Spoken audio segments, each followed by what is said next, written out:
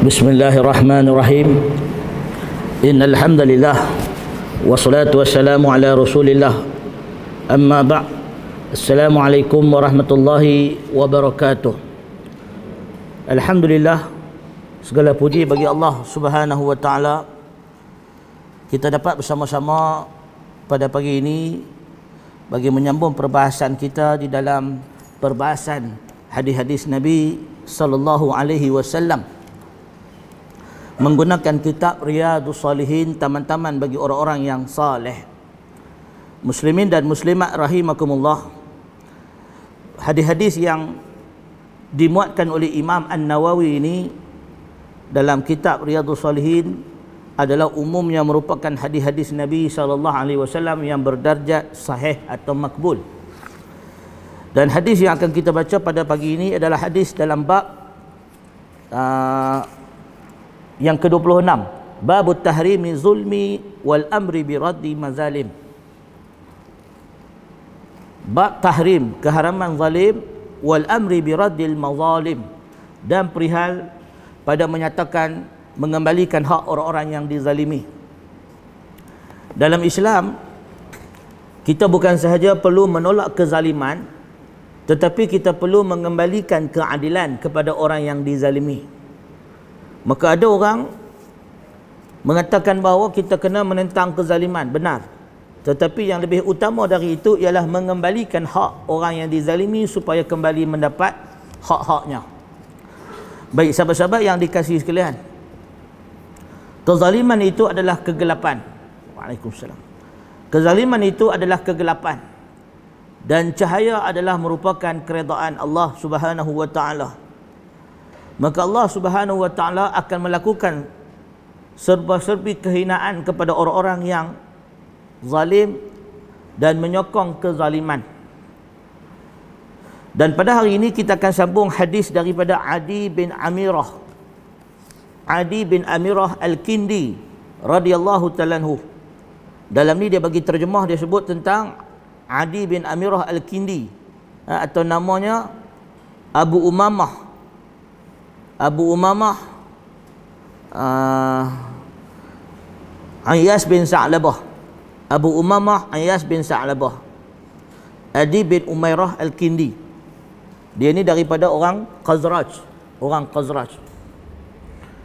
Hadis ini diriwayatkan oleh Imam Muslim. Qala haddatsana Abu Bakar bin Abi Syaibah. Kata Imam Muslim, telah menceritakan kepada kami Abu Bakar bin Abi Syaibah. Haddatsana Waqi' bin Jarrah. Haddatsana Waqi' bin Jarrah. Qala haddatsana Ismail bin Abi Khalid an Qais bin Abi Hazim an Adi bin Amirah Al-Kindi radhiyallahu ta'ala anhu. Hadis ini daripada Imam Ibnu Abi Syaibah, daripada Waqi' bin Al-Jarrah, daripada Ismail bin Abi Khalid, daripada Qais bin Abi Hazim, yang katanya daripada Adi bin Amirah, sahabat Nabi sallallahu alaihi wasallam, qala sami'tu Rasulullah sallallahu alaihi wasallam yaqul man ista'malnahu minkum ala amalin fakatamana mikhyatan fama fawqahu. Yang bermaksud, kata Nabi sallallahu alaihi wasallam, man ista'malnahu, barang siapa yang kami lantik atau kami pekerjakan ia, minkum, dari kalangan kamu, ala amalin, atas satu pekerjaan, fakatamana, lalu dia menyembunyikan, fakatamana mikhyatan, dia menyembunyikan dari kami, fakatamana, menyembunyikan, na tu merujuk kepada dhamir kami, fakatamana, menyembunyikan dari kami, mikhyatan, sebatang jarum, fama fauqaha, atau yang lebih kecil dari sebatang jarum. Maka ini adalah tamsil, perumpamaan. Jarum ni tamsil. Dalam bahasa Arab dia banyak dan kaya dengan hakikat dan majaz. Kalau kita mengaji bahasa Arab, dia banyaklah hakikat dan majaz. Ini dalam ilmu balaghah. Maknanya apa dia hakikat? Hakikat tu maksud sebenar. Majaz, apa dia majaz? Majaz tu maknanya perumpamaan atau tamsilan. Tamsilan ni maknanya penyerupaan, bukan maksud sebenar. Sebagai contoh dalam bahasa Arab kita kata Ali asadun. Ali itu adalah singa. Bukan maknanya Ali itu boleh berubah jadi singa. Tapi singa tu adalah tamsil, perumpamaan dia seorang yang berani. Sifat singa tu berani. Itu maksud dia. Jadi dalam hadis ini Nabi SAW menyebut, man ista'malnahu minkum ala amalin, sesiapa yang kami pekerjakan dia dengan satu pekerjaan, fakatamana, dan dia menyembunyikan dari kami mikhyatan, menyembunyikan dari kami jarum. Nabi tak pernah suruh orang simpan jarum, tapi ini adalah perumpamaan bahawa satu nilai yang kecil, nisbah yang kecil. Jarum ni halus, kecil. Fama fauqahu, dan apa yang lebih kecil dari itu.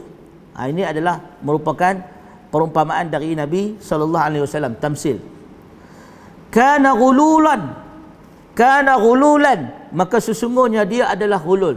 Perbuatan itu adalah perbuatan ghulul. Apa makna ghululan? Ghulul ni kata nama perbuatan. Isim kata nama perbuatan. Isim fi'il, kata nama perbuatan daripada sikap atau perbuatan khianat. Ghul maknanya khianat ataupun curang. Kana ghululan, maka dia adalah orang yang curang, orang yang khianat. Ya'ti bihi yaumal qiyamah, dan dia akan dibawa pada hari kiamat sebagai orang yang curang, orang yang khianat. Dalam hadis yang lain Nabi SAW ada menyebutkan bahawa sesungguhnya pada hari kiamat para pengkhianat, orang yang khianat amanah ini, mereka akan datang pada hari kiamat bawa bendera. Dan setiap pengkhianat ni akan bawa bendera yang tertulis curang kepada si fulan dan si fulan. Aku khianat pada si fulan dan si fulan. Laki yang curang dia akan ada bendera, aku curang pada suami aku, pada isteri aku. Isteri yang curang akan bawa bendera, aku curang pada suami aku. Atau orang yang curang pada bos dia, pada syarikat dia, pada negara dia, akan ada borang. Aku curang, aku curi duit negara berapa bilion, ada borang dia. Ada bendera dia bawa. Kan? Dia bawa bendera. Kana ghululan ya'ti bihi yaumal qiyamah, maka dia adalah orang yang khianat dan dibawa pada hari kiamat apa yang dicurang itu. Dia khianat tu. Kalau dia khianat jarum, dia bawalah jarum pada hari kiamat. Fama fauqaha, dan apa yang lebih kecil dari itu akan dibangkitkan pada hari kiamat bersama dengan dia. Dalam riwayat yang lain akan diletak pada leher dia, benda yang dia curang tu, atas tengkuk dia.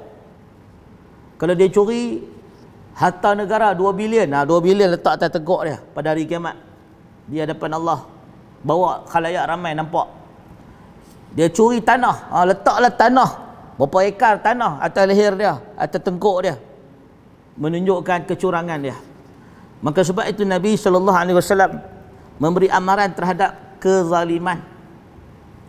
Dan kita semua ada bahagian dalam kezaliman ini. Semua orang dia ada bahagian dalam dosa.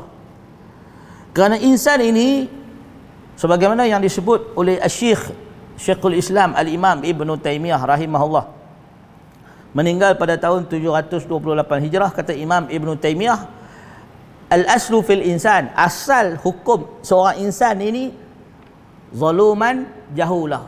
Asal seorang insan ni jahil dan bodoh, jahil dan zalim. Manusia ni asal hukum dia zalim dan jahil. Dengan tarbiyah dia jadi adil. Dengan didikan, dengan ilmu, dengan nasihat, dengan dakwah, dia menjadi adil. Daripada zalim menjadi adil.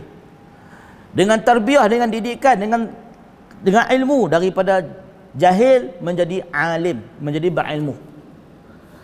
Jadi kata Imam Ibn Taymiyah dalam Majmu' Al-Fatawa, al-aslu fil insan, asal insan ini ialah zalim dan jahil. Manusia ni asal dia memang zalim dan memang jahil.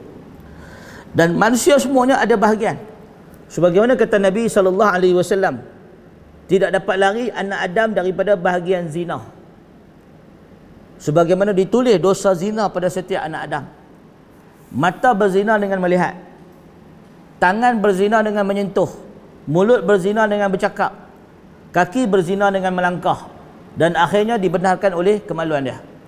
Maknanya setiap orang dia ada bahagian habuan dari zina dan dia tak dapat lari dari perbuatan zina tersebut, dalam hadis yang sahih dalam riwayat Muslim.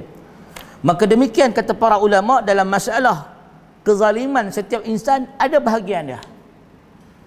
Cuma sikit atau banyak? Kita ada bahagian, ada saham zalim. Sama ada kita terlibat menaikkan orang yang zalim melalui undi kita sokong pinaikkan orang yang zalim, atau sebab kita tak undi, kita tak sokong melawan kezaliman, kita tak pergi undi pun sama juga terlibat sebab tak bagi kawan tu naik. Atau kalau kita undi orang yang tak zalim, kita ada undi dalam tidak memenangkan dia, ada bahagian. Setiap orang dia ada bahagian dan saham dalam kezaliman. Ini bukan bab undi sajalah, bab dalam aspek yang lebih luas. Saya bagi perumpamaan. Jadi sahabat-sahabat yang dikasihi sekalian, maka Nabi SAW menyebut siapa yang zalim dan melakukan pengkhianatan pada hari kiamat akan dibawa ke hadapan Allah dengan apa yang dia khianat itu. Maka sebab itu orang kampung misalnya yang selalu kena orang kampung bab tanah. Orang kampung ni kalau tak berebut tanah tak sah. Dia kena berebut tanah. Baru boleh jadi orang kampung. Kan? Maka Nabi SAW sebut dalam hadis yang sahih, siapa yang ambil sejengkal tanah secara haram, dia akan dibenam dalam neraka Jahannam. Nabi sebut, siapa yang ambil tanah sejengkal secara haram, dia akan dibenam dalam neraka Jahannam. Dan disebut dalam hadis yang lain, dia akan diletakkan pada leher dia tanah yang dia ambil itu pada hari kiamat, dibebankan atas leher dia, atas tengkuk dia.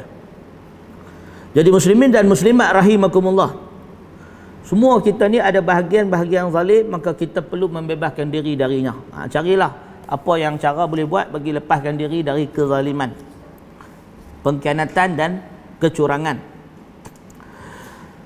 Lama qala Nabi SAW, dan bila Nabi pun sebut hadis tadi, faqama ilaihi rajulun aswadu minal ansar, maka bangkit seorang lelaki yang berkulit hitam daripada Ansar. Rajulun aswad, laki hitam dari Ansar. Ini nak kena sebut juga laki hitam pasal apa? Sebut je lah. Faqama ilaihi rajulun minal ansar, bangkit seorang lelaki daripada Ansar. Tidak, ini adalah merupakan karakter. Maka disebut di sini faqama ilaihi rajulun aswadu minal ansar, maka bangkit seorang lelaki yang hitam dari Ansar. Jadi kenapa dalam hadis Nabi ni, perawi ni kenapa nak sebut warna hitam? Ni rasis ni. Rasis. Kenapa nak bezakan dia dengan perawi-perawi lain? Ini Islam ni melarang kita dari menghina. Islam larang kita daripada menghina. Yasqar qaumun, kita tak boleh nak menghina orang, memperendahkan orang. Tetapi Islam tidak melarang kita menyebut sesuatu yang benar tentang seseorang. Islam tidak melarang kita menyebut perwatakan yang sebenar tentang seseorang yang membantu proses ta'aruf, proses mengenali dia. Habis kalau sebut rajulun minal ansar, laki daripada Ansar, laki yang mana? Orang tak kenal. Jadi setiap orang dia ada karakter dia. Tinggi, rendah, pendek, gemuk. Itu tidak ada masalah disebut. Jika tidak bermaksud menghina, tak ada masalah. Dalam Islam kita sebut laki hitam dari Ansar, tak ada masalah. Bahkan ada hadis perempuan hitam dari Ansar. Seorang perempuan berkulit hitam mendatangi Nabi. Tak ada masalah. Kerana hitam itu bukan kebiasaan Arab. Gharib, sesuatu yang pelik. Orang perempuan kulit hitam bagi orang Arab. Maka disebut, dia ni bukan orang Arab, dia ni orang luar. Orang Ajam, orang dari Somalia, dari Afrika, orang daripada Habsyah. Habsyi. Laki hitam daripada Ansar ni maknanya dia bukan orang Ansar yang original. Bukan orang asal. Maybe dia ni orang luar. Maka sebab itu disebut ada kepentingan dalam riwayat untuk mengenali rijal-rijal hadis, perawi-perawi hadis. Maka sebab itu sahabat-sahabat yang dikasihi sekalian, ka'anni uzuru ilaihi, maknanya disebut bangkit satu orang lelaki daripada Ansar seolah-olah aku sedang melihat dia. Macam aku tengah nampak dia lah. Faqala ya Rasulullah, lalu dia berkata ya Rasulullah, Kenapa dia sebut ka'anni unzuru ilaihi, seperti aku sedang melihat dia? Maknanya dia betul-betul duduk menghadap Nabi SAW, bertentang dengan perawi sahabat ni. Seolah-olah sahabat ni sedang melihat dia, duduk depan dia. Faqala ya Rasulullah, iqbal anni amalak. Wahai Rasulullah, terima balik, ambil balik daripada aku amanah yang kau berikan. Suatu hari Nabi SAW pernah suruh lelaki ni dengan satu amanah.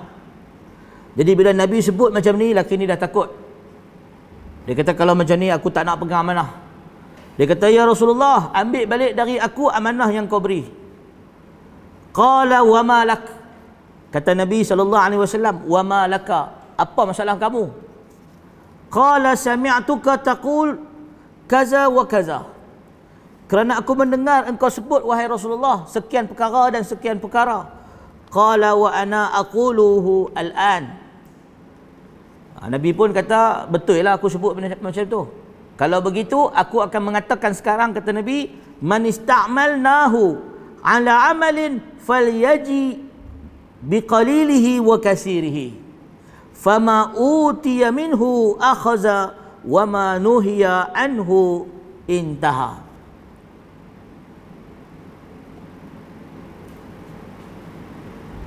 Kata Nabi SAW, kalau begitu, kalau kamu tak nak terima amanah yang aku bagi, maka aku mengatakan ia sekarang.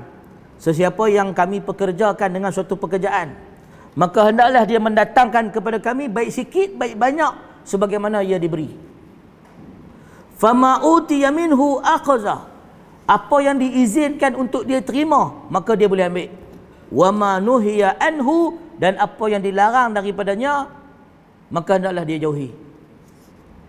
Hadis riwayat Muslim. Hadis ni tuan-tuan, kalau lihat dalam syarah para ulama, sebenarnya maksud Nabi SAW sama hak nombor 1 dengan nombor 2, maksud Nabi sama aja. Nabi refresh balik. Ya. Nabi perbetulkan balik, bukan perbetulkan, Nabi perkemahkan, perjelaskan. Beza dia pada satu perkataan. Perkataan yang pertama ialah fakatamana. Beza pada perkataan fakatamana, menyembunyikan dari kami. Kalau ikut hadis yang pertama, riwayat yang pertama yang atas tadi, Nabi SAW menyebut sesiapa yang kami pekerjakan dengan satu pekerjaan,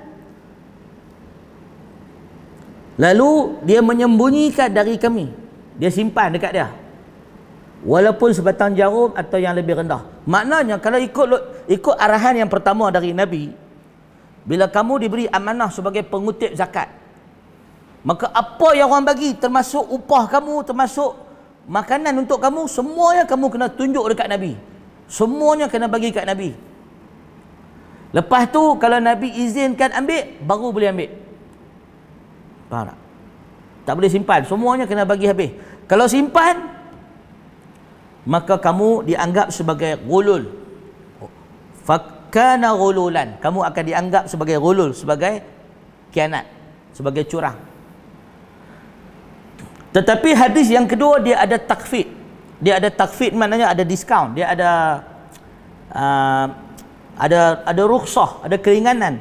Yang mana adalah hadis yang kedua, sesiapa yang dipekerjakan dengan satu pekerjaan, falyaji, maka hendaklah dia bawa mai kepada Nabi, bawa datang kepada Nabi SAW, biqalilihi wa kasirihi, sama ada sikit atau banyak, kena bawa semua. Fama utiya minhu, tetapi kalau dia diberikan sesuatu yang diizinkan untuk dia ambil, akhaza, dia boleh simpan, tak payah bawa mai. Wa ma nuhiya anhu, maka apa yang dilarang bagi dia, maka dia jauhi, hendaklah dia jauhi. Bermaksud dalam hadis yang kedua, Nabi kata kalau kamu kutip zakat, tiba-tiba orang bagi aiskrim dekat kamu, aiskrim tu tak payahlah bawa mai. Sebab aiskrim tu kamu diberi, maka ambil lah. Kamu dibenarkan ambil lah, makan. Tak payahlah bawa mai aiskrim pun, hidang sekali kat Nabi, tunjuk ni kami dapat banyak mana dan banyak mana. Tapi kalau ikut lafaz hadis yang awal tadi, fakatamana, apa yang kamu sembunyikan dari kami, adalah curang. Maknanya aiskrim pun kena bawa mai. Sebab batang jarum pun kena bawa, ini kan pula aiskrim. Tapi kalau yang kedua, Nabi kata siapa-siapa yang kami tugaskan dalam satu pekerjaan, maka dia kena bawa mai dekat kami, baik sikit baik banyak. Tetapi apa-apa yang dia diberikan, dia boleh ambil. Apa-apa yang dia dilarang, dia jangan ambil. Maknanya tak perlu bawa semua. Bawa hak yang kena bagi je dekat Nabi. Yang dia dapat untuk diri dia, dia boleh simpan. Jelas tak? So ada perbezaan sedikit pada lafaz yang pertama dengan yang kedua. Maknanya hadis yang kedua lebih terbuka, lebih meringankan beban orang-orang yang memikul amanah. Jelas tak sekarang? Jadi kalau dia dapat upah tu dia boleh ambil, tetapi yang bukan upah kena bawa datang kepada Nabi sallallahu alaihi wasallam. Dia cuma perlu tinggalkan apa yang dilarang. Tetapi kalau lafaz hadis yang awal-awal, semua kena bawa dekat Nabi. Tak boleh ambil satu pun walaupun sebatang jarum. Maka hadis yang kedua adalah lebih ringan daripada hadis yang pertama. Kenapa? Asbabul wurud. Sebab warid hadis yang kedua ini, sebab laki Ansar ni tiba-tiba dia kata, kalau semua benda nak kena bagi dekat Nabi, kalau tersimpan sebatang jarum dianggap sebagai ghulul, sebagai curang atau sebagai khianat. Kalau begini aku tidak mahu memegang amanah. Ambil balik wahai Rasulullah, aku tak mahu. Nabi pun mengubah sabda Nabi sallallahu alaihi wasallam, mengubah arahan Nabi kerana bimbang. Kalau semua orang tak nak pikul amanah, naya pula. Siapa tak nak kerja? Kan? Semua orang pakat tak nak buat kerja. Takut. Nabi kata, mana yang boleh ambil, boleh ambil. Tak payah mai tunjuk dekat kami.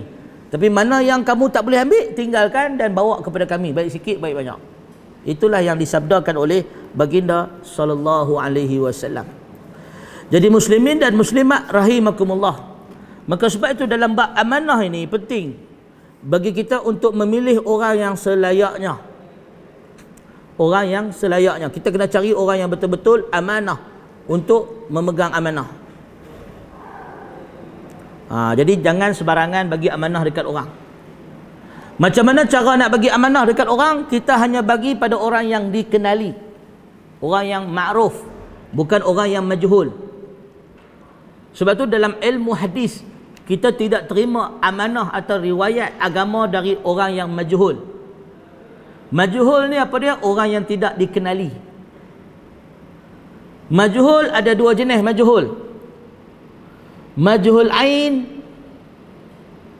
majhul ain, majhul hukmi. Majhul ain, majhul hukmi. Apa makna majhul ain dan majhul hukmi? Majhul pada ain, kita tak kenal pun siapa dia. Majhul hukmi juga dikenali sebagai majhul hal. Majhul hal. Majhul ada dua kata para ulama, majhul ain, majhul hal atau majhul hukmi. Apa makna majhul ain? Kita tak kenal dia siapa. Contoh ada ustaz sebut, saya dapat amalan ni dari Tok Wali. Tok Wali mana? Nama apa? Tok Wali ya. Dia sebut nama tak? Tak sebut nama. Kenal tak? Tak kenal. Maknanya majhul ain. Peribadi dia tak dikenali. Majhul. Majhul tertolak dalam Islam. Dalam Islam, orang yang majhul, orang yang tak dikenali, kita tak ambil amanah dari dia, tak bagi amanah dekat dia, tak percaya kat dia. Tak boleh percaya. Itu yang pertama.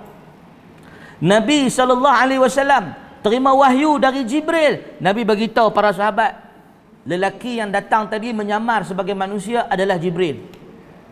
Dan sifat malaikat Jibril adalah amanah. Amanah. Nabi tak kata lelaki yang mai tadi tu misteri. Misteri Nusantara. Kamu tak tahu. Dah, kena tahu. Nabi bagi tahu para sahabat yang mai tadi tu Jibril. Kerana ilmu agama tak boleh ambil dari orang yang majhul. Kita kena kenal orang. Yang pertama majhul ada dua, satu majhul ain, tak kenal siapa dia. Yang kedua majhul hal. Majhul hal kita kenal dia tapi tak kenal status dia. Majhul hal maknanya kita tak kenal hukum dia. Dia tu orang yang macam mana, jujur ke, amanah ke, baik ke, khianat ke, kaki rasuah ke, kita tak kenal. Jadi majhul ada dua, majhul ain, majhul hal. Ada orang kita kenal nama dia Kasim bin Selamat, nama dia Ramli bin Sudin, nama dia Ajis bin Satar, tetapi kita tak kenal hal dia. Oh, dia ni baik, dia ni soleh, dia ni warak, dia ni jujur, dia ni bertakwa. Kita tak kenal hal dia, maka juga dikenali sebagai majhul. Majhul hal. Tidak boleh ambil ilmu dari dia, tidak boleh ambil amanah dari dia. Karena para ulama telah bersepakat, kata Imam Al-Qurtubi dalam Jami' Ahkam Al-Quran, Jami' Al-Ahkam Al-Quran, kata Imam Al-Qurtubi, para ulama telah ijma' bersepakat tidak boleh mengambil amanah ilmu, tidak mengambil ilmu agama dari orang yang fasik, walau kana aliman, sekalipun dia tu alim. Orang yang fasik kita tak ambil ilmu dari dia walaupun dia alim. Ma makna fasik? Fasik bermaksud orang yang irtikab kabair, orang yang melakukan dosa besar dan tidak bertaubat, berterusan dengan dosa besar. Fasik ni orang yang buat dosa besar dan berterusan dengan dosanya. Dia berterusan dengan dosa dia. Kita semua ada dosa, kita semua buat dosa besar, tetapi tidak berterusan. Luzumul ma'asi, orang yang berterusan dengan maksiat dipanggil fasik. Maka haram ambil ilmu dari orang yang fasik. Majhul lah. Tak tahu majhul lah, tak boleh ambil. Maka sebab itu ilmu diambil dari orang yang tidak majhul. Ma'ruf, lawan kepada majhul ialah ma'ruf. Maka agama ni adalah amanah. Amanah tak boleh diberi pada orang yang majhul. Maka sebab itu ada riwayat yang sahih.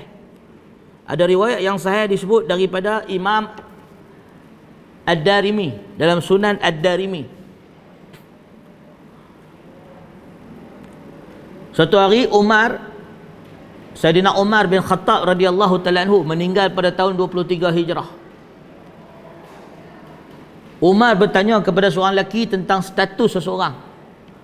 Qala rajul li Umar, kata seorang lelaki kepada Umar, innahu fulan rajul siddiq. Kata seorang lelaki kepada Umar bahawa lelaki yang ditanya itu dia tu jujur. Maka kata Umar, hal safarta ma'ahu, adakah kamu pernah bermusafir dengan dia? Qala la. Kata Umar, hal kanat bainaka wa bainahu muamalah, adakah antara kamu dengan dia pernah ada transaksi, urus niaga? Faqala la. Laki yang bersama Umar kata tidak, tak pernah ada transaksi. Maka kata Umar, adakah kamu pernah memberikan dia suatu tugasan atau amanah? Qala la. Kata lelaki tersebut tidak. Maka jawab Umar, fa anta allazi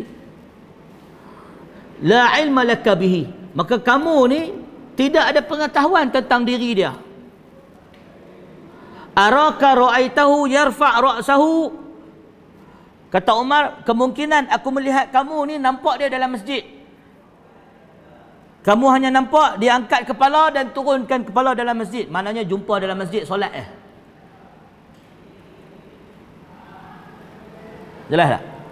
Kata Umar, satu hari ada satu orang lelaki, Umar nak uji dia, Umar nak tahu pasal diri dia. Umar tanya orang kalau kenal pasal lelaki tu.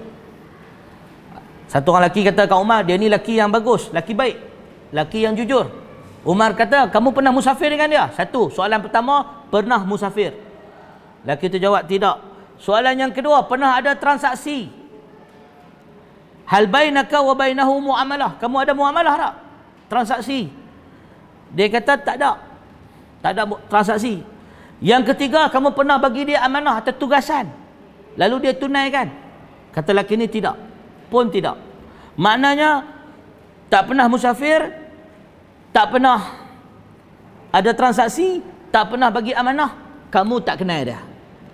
La'allahu, kata dia, kemungkinan araka, kata Umar, aku berpendapat kamu hanya nampak dia dalam masjid, dia tundukkan kepala dia dan dia angkat kepala dalam masjid. Maknanya tunduk kepala dan angkat kepala perumpamaan solat dalam masjid. Kamu nampak dia main masjid sembahyang elok apa kan? Kamu ingat dia baik Jelas tak? Maka kebanyakan kita aglabiah, kebanyakan orang ni, kita ni macam tu lah. Kita kenal orang setakat nampak kat masjid. Kita pun duk cerita lah, dia tu baik, dia tu baik. Kita tak tahu rupanya banyak duit rasuah dia duk solak. Kita tak tahu senyap-senyap dia duk main judi, tikam nombor. Kita tak tahu. Kita tak tahu dia ambil riba, kita tak tahu dia ambil saham, kita tak tahu dia tipu orang dalam MLM dan sebagainya. Kita tak tahu. Maka sebab itu tidak boleh ambil amanah dari mereka atau mempercayai mereka dengan amanah. Jelas tak tuan? Bagaimana nak tahu? Umar mengajar kita dalam riwayat Ad-Darimi, dalam Sunan Ad-Darimi disebut kena musafir dengan dia, kena bertransaksi dengan dia, dan kena beri amanah dekat dia. Kena test dia. Kalau dah buat, baru boleh dianggap amanah atau tidak. Sebagaimana yang dilakukan oleh Nabi sallallahu alaihi wasallam. Nabi pernah uji beberapa orang. Begitu juga Abu Bakar, begitu juga Umar dan lain-lain. Anas bin Malik, masa dia kanak-kanak, Nabi pernah memberikan amanah kepada dia. Maka suatu hari Anas bin Malik berjalan terkedek-kedek. Dia budak lagi. Maka mak dia Ummu Sulaim, mak kepada Anas bin Malik, nampak dia duduk berjalan. Mak dia panggil, "Wahai anak, mai sini. Wahai Anas." Anas kata, "Tak boleh wahai mak.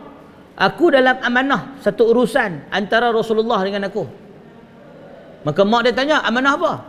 Mak dia tanya, "Amanah apa?"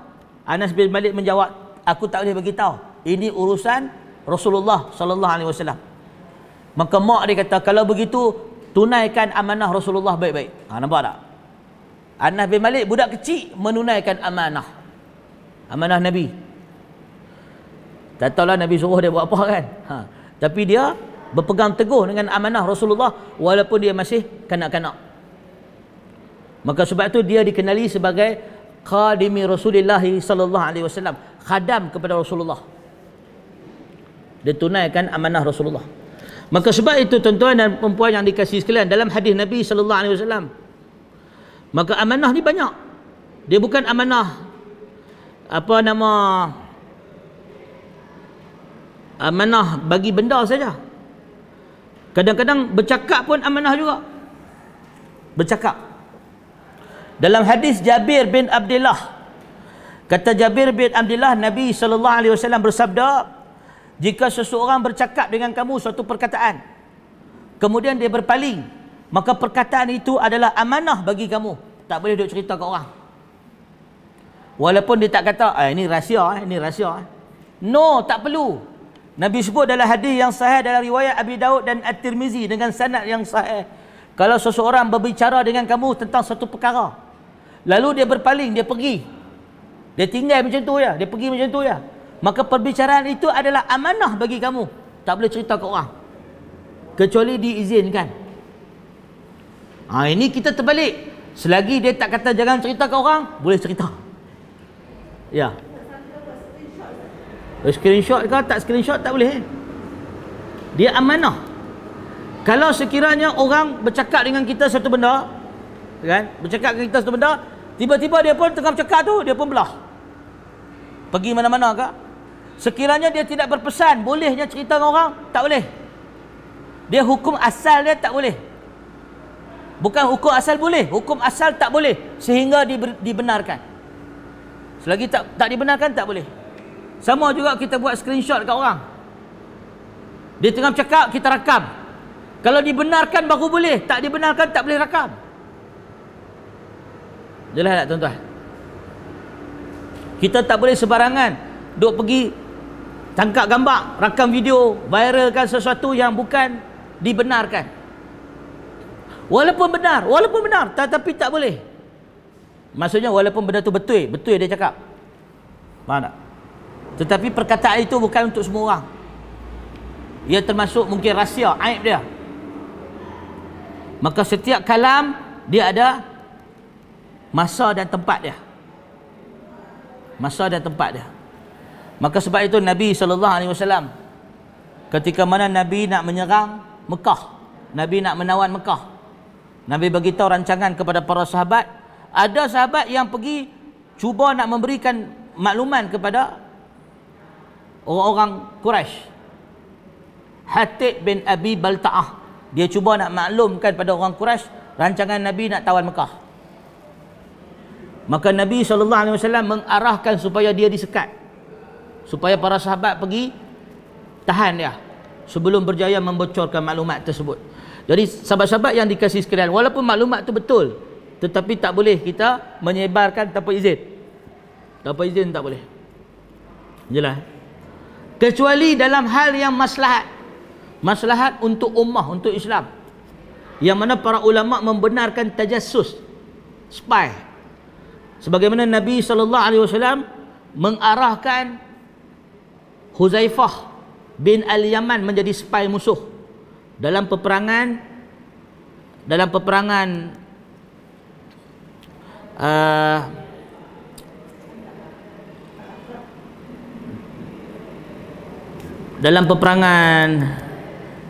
Tabuk, dalam peperangan Tabuk. Dalam hadis diriwayatkan bahawa Huzaifah bin Al-Yaman diutuskan oleh Nabi SAW untuk menjadi perisik dalam peperangan Tabuk. Jadi Huzaifah ni dia pergi mengendap. Dia pergi mengendap masuk dalam pasukan musuh, duduk menyamar sebagai musuh, duduk dengan mereka curi maklumat. Itu ada maslahat untuk agama Islam, maka dibenarkan. Maka kata para ulama, kita boleh tajassus dalam 3 hal. Satu yang melibatkan keselamatan Islam, melibatkan keselamatan. Ada amnun siasi, ada amnun ni keamanan. Ada keamanan, amnun siasi, mana melibatkan keselamatan awam. Boleh. Yang kedua, dibenarkan tajassus dalam hal yang melibatkan hukum maslahat untuk umat ramai. Dia macam yang nombor 1, cuma yang nombor 2 ni dia lebih kepada macam contoh kita pergi ramal ancaman-ancaman yang bakal berlaku. Yang tadi yang sedang berlaku, yang ni yang akan berlaku. Contohnya kita pergi duduk, hantar perisik duduk dalam kumpulan-kumpulan kumpulan gangster ke, kumpulan komunis ke, kumpulan-kumpulan yang ada ancaman kepada negara. Walaupun dia tak buat ancaman lagi, tapi ada potensi. Boleh. Untuk menyekat maslahat saddul zara'i, menutup pintu-pintu kemudaratan. Yang pertama tadi sekat maslahat yang sedang berlaku, yang kedua sekat maslahat yang akan berlaku. Yang ketiga, dibenarkan tajassus. Yang dibenarkan tajassus ini, sebagian ulama mengatakan bagi mencari bukti atas jenayah yang dibuat. Satu jenayah telah berlaku, kita pergi tajassus untuk dapatkan bukti. Ni boleh. Adapun selain daripada ini yang melibatkan hak-hak peribadi atau maslahat individu, maka tak boleh. Kalau bukan maslahat ramai, tak boleh tajassus. Hukum dia adalah haram. Walaupun dia jahat. Sebagaimana Nabi SAW tidak melakukan tajassus kepada Abdullah bin Ubay bin Salul, ketua munafikin. Ibnu Ubay ni ketua munafik Madinah, tapi Nabi tak hantar perisik untuk menyiasat dia. Tetapi dalam hal-hal yang besar seperti rancangan dia nak merosakkan Madinah, Nabi ada perisik.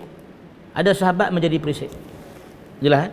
Maknanya beza. Kalau hal pribadi, Nabi tak peduli. Dia nak kata apa, dia nak jadi jahat ke, dia nak munafik ke, itu lantak dia.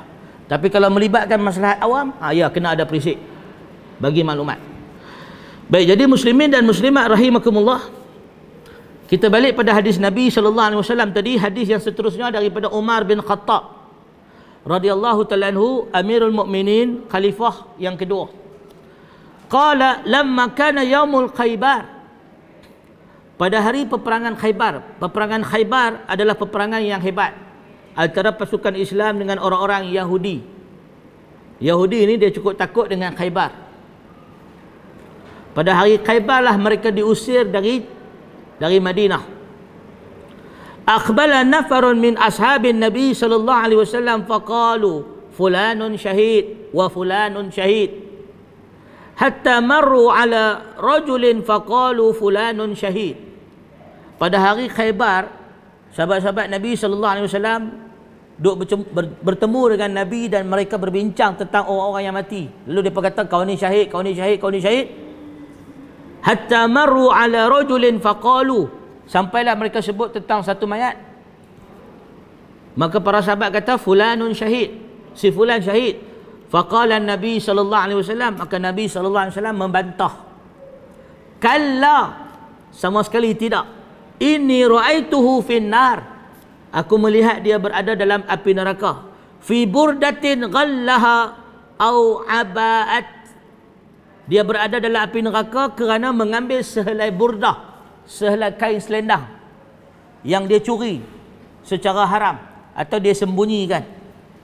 Hadis riwayat Muslim. Jadi kalau satu orang dia curi sehelai selendang pun menyebabkan dia tidak mati syahid, sebaliknya dibakar dalam api neraka Jahannam, maka bagaimana dengan orang yang rompak harta negara? Orang yang ambil harta negara, walaupun dia pergi Mekah, walaupun dia pergi haji, walaupun dia bersedekah, walaupun dia buka rumah anak yatim, walaupun dia buat masjid, tidak akan dapat menghapuskan dosa dia selagi mana belum dipulangkan haknya. Selagi tak pulangkan hak, dia tidak akan diampunkan. Kata Nabi, kalla inni ra'aituhu finnar, aku melihat dia dalam api neraka. Fi burdatin, sebab selendang, ghallaha, yang telah diperolehi secara curang, dia curi. Au aba'at, au aba'atin, yang dia ambil secara rampah dalam perang. Maknanya dia curi, dia tak bagi dekat Nabi. Muslimin dan muslimat rahimakumullah, para ulama dengan tegas menyebutkan bahawa dalam Islam ada benda yang kita nak bertaubat melibatkan hak orang lain kena pulang. Sama juga bila mana kita mengajar benda-benda yang palsu, yang sesat. Orang yang membawa kepada bid'ah dan kesesatan, dia wajib bertaubat secara terbuka. Maka sebab itu dalam sejarah, tokoh-tokoh yang bertaubat secara terbuka sebab dia melibatkan persoalan ilmiah, persoalan ilmu. Imam Abu Hasan Al-Ash'ari, dia sebelumnya bermazhab Mu'tazilah. Bila dia berpindah kepada mazhab Ahli Sunnah, dia naik atas mimbar, dia pergi ke masjid, dia buka baju dia, dia isytihar bahawa aku bertaubat daripada mazhab Mu'tazilah. Kerana para ulama mensyaratkan orang yang bertaubat daripada kesesatan yang melibatkan orang ramai, ada followers, dia tak boleh bertaubat seorang-seorang. Kan? Ada ustaz dia mengajak benda-benda yang pelik-pelik, benda-benda khurafat. Dia mengajak jangan baca bismillah bila naik kenderaan, nanti kereta jadi laju. Kan? Ada ustaz kata jangan baca bismillah bila naik kereta, sekali lagi kereta laju. Bumi lipat bumi. Aksiden dia kata. Orang baca bismillah nak bagi elak aksiden, nak bagi Allah lindung. Dia kata baca bismillah bagi kereta bawa laju supaya cepat sampai. Jangan baca sekali lagi aksiden. Apa punya ajaran ni? Ada ustaz kata kita kalau ada masalah minta dekat wali naubah. Setiap kawasan ada tok wali jaga. Ini kawasan Meru. Kawasan Meru boleh jumpa saya. Setiap kawasan ada tok wali naubah. Bila ada hajat minta kat tok wali, maka dia boleh bagilah. Kalau susah dia bagi senang. Kalau ada orang tak bayar hutang, minta doa kat tok wali naubah ni, nanti tok wali bagi orang yang berhutang akan bayar hutang dan sebagainya. Ada kesusahan akan dilepaskan, minta kat tok wali. Ini ajaran syirik. Kita disuruh berdoa semata-mata kepada Allah Subhanahu wa taala, minta kepada yang maha ghaib. Bukan minta pada makhluk ghaib, yang maha ghaib, Allah Subhanahu wa taala. Jadi bila ustaz yang mengajar benda-benda khurafat ni bertaubat, dia tak boleh bertaubat seorang-seorang. Tiba-tiba jumpa dalam kuliah, ustaz, apa cerita? Saya dah tak ikut dah ajaran lama, saya dah berubah dah, saya dah bertaubat dah. Tak boleh macam tu. Dia kena tampil kepada khalayak, kena buat pengumuman dia berubah dan menarik diri dari kesesatan dia, kerana dia ada atba', dia ada pengikut. Ini syarat yang disepakati oleh para ulama a'immah ahli sunnah wal jamaah. Taubat yang melibatkan kepentingan awam kena buat terbuka. Sama juga orang yang ambil harta negara secara terbuka, dia ambil harta negara, curi duit. tabung rakyat dan sebagainya. Maka dia tak boleh bank in senyap-senyap, transfer balik senyap-senyap. Orang masuk duit 2 bilion dalam akaun dia, dia pun transfer balik duit tu senyap-senyap. Tak boleh. Dia kena buat terbuka, bertaubat secara terbuka. Saya telah masuk duit berapa bilion dalam akaun saya, dengan ini saya pulangkan balik, saya bertaubat. Maka itu akan jadi balik kepada kebijaksanaan ulil amri, nak hukum dia ataupun nak maafkan dia. Ulil amri ada kuasa nak maafkan dia, nak hukum dia. Tetapi taubat kena buat terbuka. Tak boleh pindahkan akaun balik senyap-senyap. Walaupun duit masuk, saya dah transfer balik dah senyap-senyap. Tak boleh. Ini melibatkan hak orang ramai. Kena buat depan orang ramai. Maka sebab itu hukum hudud tak boleh buat sembunyi-sembunyi. Sayyidina Umar bin Khattab radhiyallahu ta'ala anhu ada anak lelaki, sahih. Anak lelaki dia minum arak, sahih kisah tu. Riwayat yang palsu, Sayyidina Umar ada anak lelaki minum arak, lalu Sayyidina Umar sebat anak lelaki dia sampai mati. Kisah tu palsu. Riwayat yang sahih yang disepakati oleh ahli hadis, Sayyidina Umar ada anak lelaki yang meminum nabis. Nabis ni bukanlah arak kasbek tu. Nabis ni adalah minuman anggur, minuman kurma yang diperam lama. Dia menyerupai arak lah. Dia hampir-hampir macam arak. Macam tuak. Maka dia disebat. Umar memutuskan nabis adalah arak. Maka kena sebat. Sebab dia boleh bawa mabuk. Dia macam tuak, boleh bawa mabuk, disebat. Ada ulama mazhab mengatakan nabis bukan arak. Sebagaimana ulama-ulama Kufah, mereka kata nabis ni bukan arak. Arak ni cuma daripada kurma, daripada anggur dan daripada gandum. Selain daripada itu bukan arak. Majoriti fuqaha mengatakan nabis adalah arak. Umar disebat orang yang minum nabis. Umar disebat. Jadi cerita dia, anak Sayyidina Umar, dia pergi minum arak dekat Mesir. Minum nabis dekat Mesir. Bukanlah arak pun, minuman yang menyerupai arak, yang dia ada syibih-syibih arak. Maka Amru bin Al-As, gubernur Mesir, dia sebat anak Umar. Dia sebat anak Umar tapi dia buat tertutup. Sebab ni anak khalifah, nak jaga maruah Umar. Maka dia sebat anak Umar tertutup. Maka Umar perintahkan anak dia dibawa ke Madinah, disebat secara terbuka depan orang ramai. 2 kali kena sebat. Sebatan yang pertama tu Umar tak kira sebab buat tertutup, tak sah. Dia kena buat terbuka depan orang ramai. Jadi ini menunjukkan bahawa hukum hudud kena buat terbuka sebab dia melibatkan maslahat awam. Sebab tu zina, kes zina, kalau satu orang lelaki berzina dengan perempuan dalam rumah, orang tak tahu, itu bukan hudud, tak ada saksi, itu bukan hudud. Itu boleh bertaubat, boleh minta ampun kepada Allah, itu boleh diperbaiki masing-masing, tutup aib masing-masing. Yang lelaki tutup aib, yang perempuan tutup aib, jangan cerita ke orang, bertaubat. Sebab tak ada saksi. Maka dalam Islam, kalau zina dibuat secara terbuka, ada 4 orang saksi. 4 orang ni maknanya nampak, maknanya bukan buat dalam rumah lah.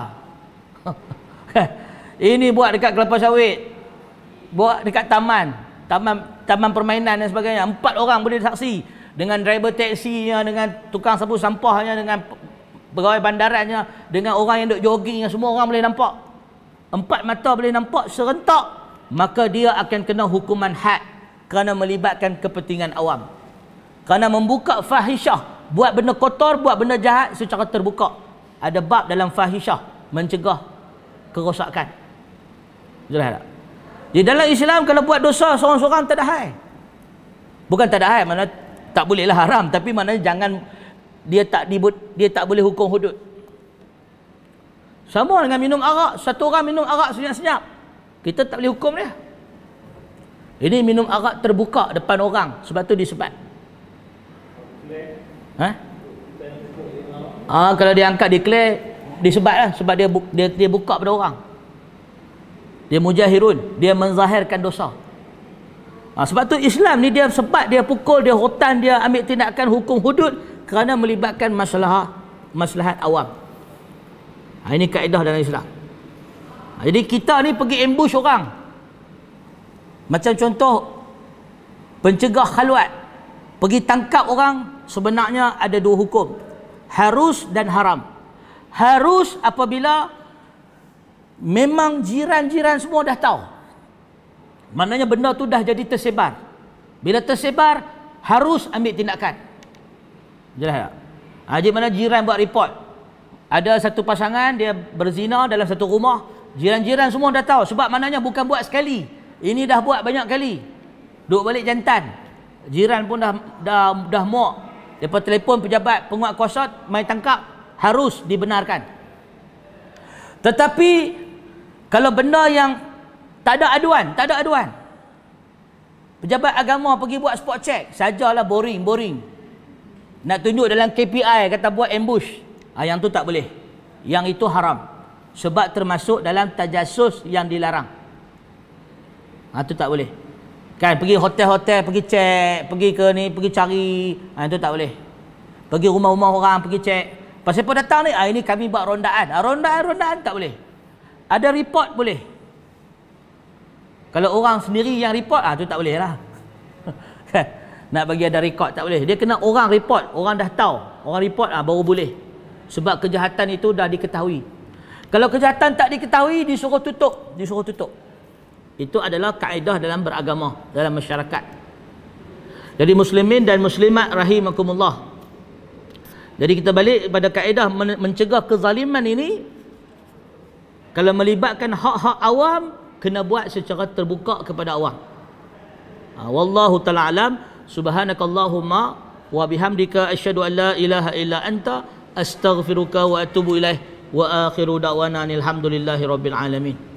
Ada apa-apa soalan sebelum kita balik?